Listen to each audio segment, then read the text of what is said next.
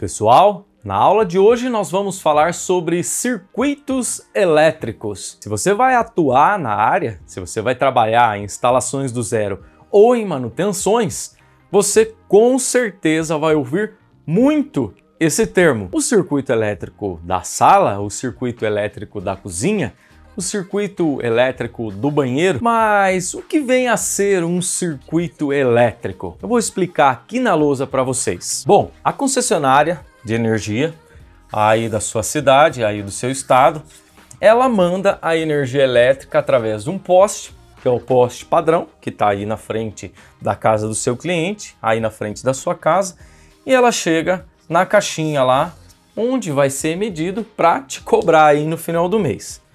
Pois bem, dentro da residência, nós temos o que nós chamamos de quadro de disjuntor. Aqui nós temos o quadro disjuntor. E tem um cabo, tá? Seja ela bifásico, trifásico, monofásico, mas tem um cabo de alimentação que sai dessa caixa e entra primeiramente aqui no quadro de distribuição. E aí no quadro de distribuição, o que nós temos? Nós temos vários disjuntores que vai fazer a distribuição dos circuitos.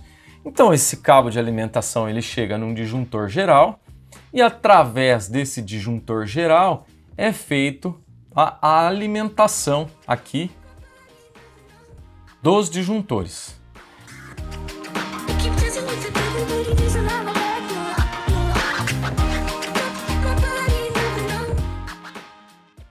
Pois bem, dos disjuntores é que vai sair a alimentação para o resto da casa, para o resto dos cômodos. E aí, através desse cabo, deixa eu pegar uma outra cor aqui, nós criamos os circuitos elétricos. Então aqui, por exemplo, eu tenho um disjuntor e aqui vai sair um cabo que vai fazer a alimentação das tomadas da sala. Então aqui na sala eu vou ter uma tomada para a televisão, eu vou ter outra tomada para ligar o aparelho de som, depois eu vou ter outra tomada que vai fazer a ligação de um aspirador de pó, por exemplo, e aí eu tenho outra tomada que vai fazer a função de carregar um celular, por exemplo, tá? Essa teia que é formada através de um único cabo que sai do disjuntor, aqui do quadro disjuntor, é chamado de circuito elétrico. Lá na aula de dimensionamento, você vai aprender a dimensionar tanto o disjuntor, quanto o cabeamento, quanto a quantidade de tomadas ou pontos de iluminação você vai conseguir fazer. Lembrando que, gente, distribuição aqui do circuito, uma coisa que tem que ser separado obrigatoriamente, é a iluminação. A iluminação você sempre vai ter a obrigação de separar da parte de instalação de tomadas.